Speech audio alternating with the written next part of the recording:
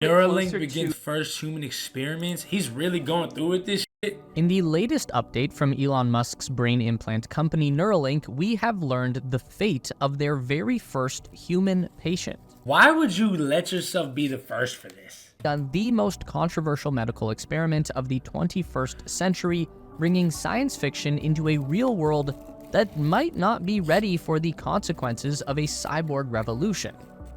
Neuralink has arrived. Now what comes next? On Sunday, January 28, 2024, Elon Musk's Neuralink carried out their first robotic operation on a human brain. The patient was implanted with a total of 64 wires directly into the tissue of their cerebral cortex. Recorded it? Each wire containing 16 microscopic electrode sensors, and then a very small battery-powered computer device was nestled inside this person's skull before the incision was sealed up and the N1 chip was powered on for the first time inside a live human being. Okay, another skit that y'all could just have that I just thought of. Y'all know that sound and people like twitch and then they like fall? I forgot what it was called. But you could be like when you're the first person to have Elon Musk's like Neuralink. Easy little sound, could get you some views. Musk has confirmed that patient 0 survived the procedure in good health and is recovering well. Bro, that person has no emotions anymore. Or they can't see the color purple. Also noted that the Neuralink device has already begun to show promising neuron spike detection. Ever since the concept was introduced... See, where is the guy, though? Where's patient 0 at? Let's see what they look like. Neuralink has felt like a purely speculative techno... Bro, write your thoughts down. Fantasy, but in 2024, Big Tony, what up? What's going on? Neuralink is real, and it works. He did it. He really did it. Elon put a Fitbit inside someone's skull. So, now what? Yeah, but why, though? Well, Elon Musk promises that the first Neuralink product that will be tested is called Telepathy. And by that, he means the first software application that will harness the capability of the N1 device that is currently resting inside the skull of at least one human being. I'm not getting over that anytime soon. Neuralink's telepathy will enable the user to control a smartphone or computer simply by thinking. And by extension, the Neuralink patient can use telepathy to control... Nah, hell nah. Bro, he just sounds like an evil scientist. He just sounds like somebody with hella money that got somebody that legally was able to obtain somebody who he could do with this evil shit to. That's evil, bro. Something about that is evil. Y'all not implanting shit in me. Any external device that is connected to their computer or smartphone. So in theory, telepathy should allow the user to reach out and control pretty much anything. It is important to acknowledge right now that Neuralink has not just created a superhuman cyborg. In fact, our patient 0 and all of the other initial users of Neuralink are people suffering from an extreme physical disability, full body paralysis.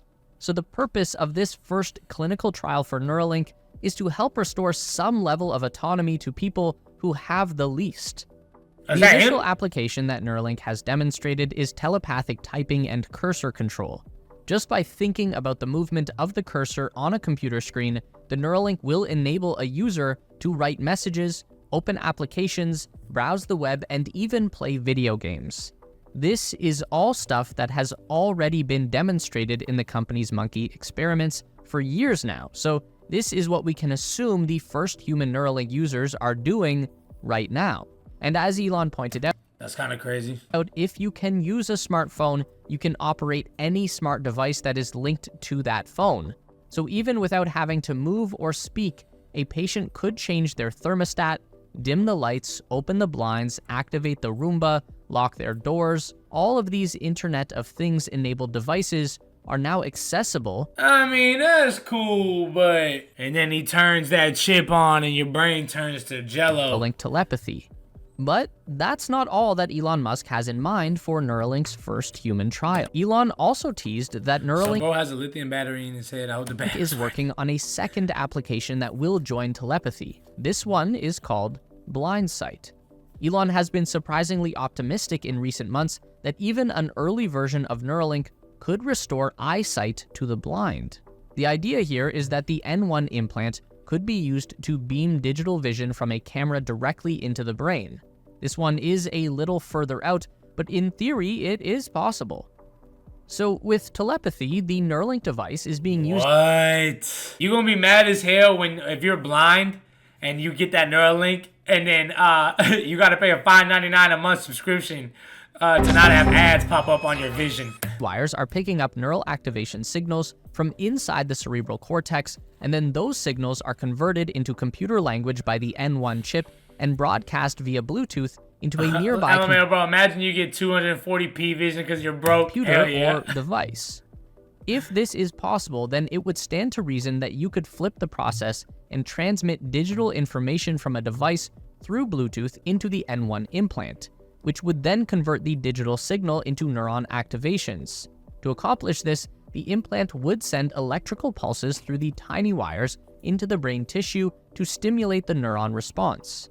If those wires were implanted directly into the visual cortex region of the brain, the specific patterns of neuron activation should be interpreted by the brain as visual input. But won't you need a camera? You know what I'm saying? Like, won't you need to have a camera filming what you see for the information to go to your head? Even a person who has never seen with their eyes before would be able to visualize the world around them.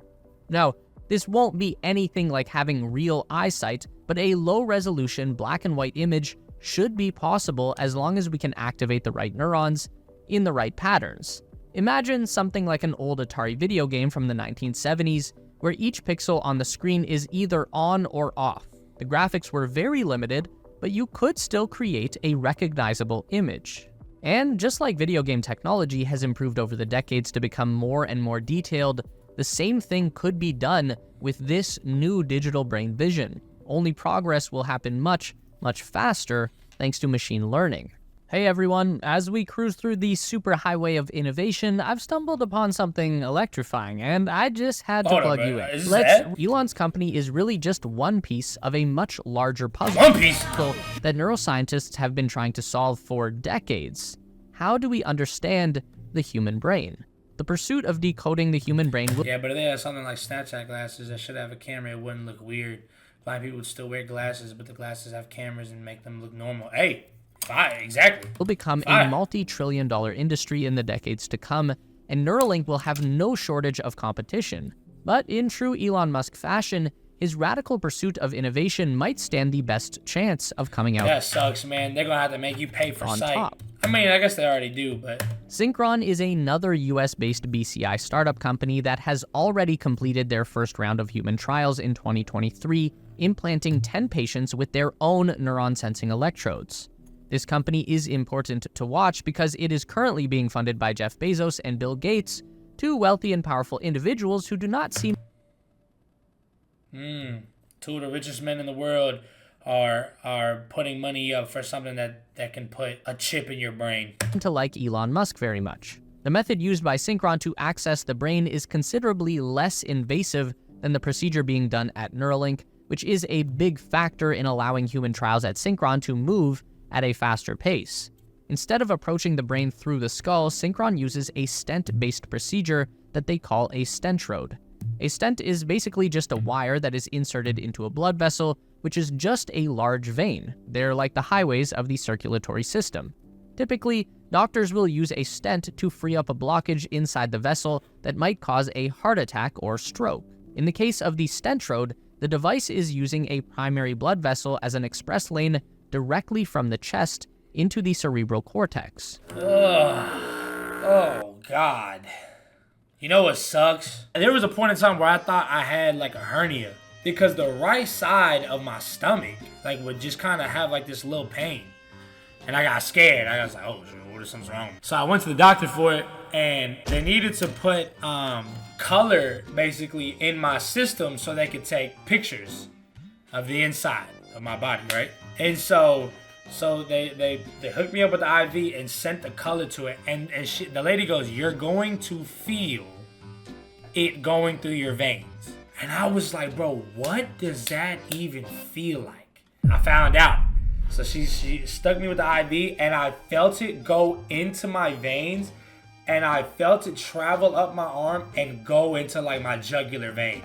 And it made like a noise in the back of my head, like inside my head, it made like a noise. Like some shit like that.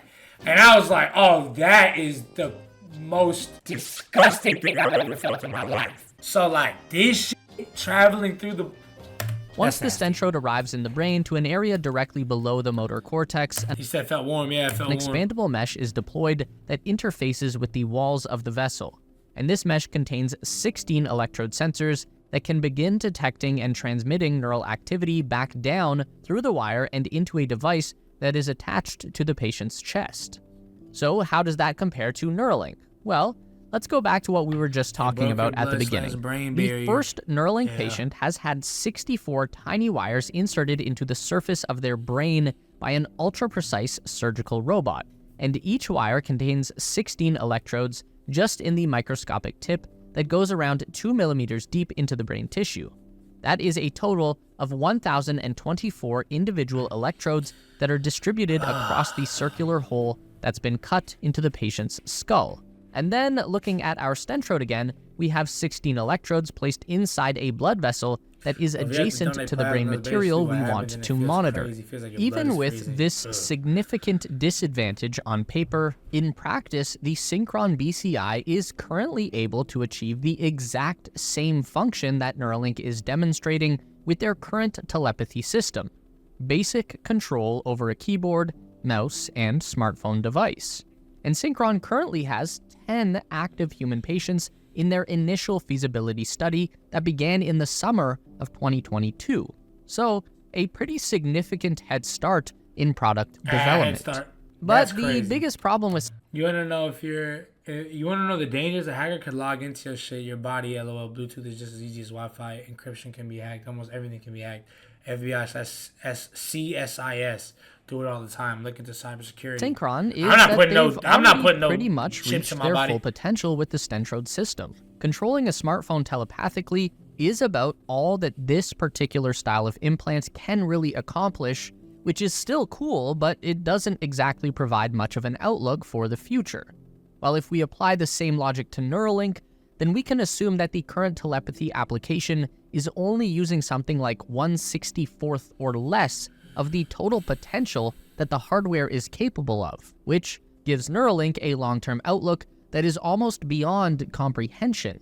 Elon Musk has speculated a lot of potential outcomes like curing brain disease, correcting mental illness, ending obesity, and interfacing the human brain with an artificial super intelligence. Now, there is obviously no evidence to say that Neuralink actually can do any of those things, but there's just as little concrete proof to say that it can't. All we really know is that we don't know the full potential of the Neuralink hardware, but we can take a look at another BCI technology that is as close to Neuralink as anyone else has come. This is BlackRock Neurotech.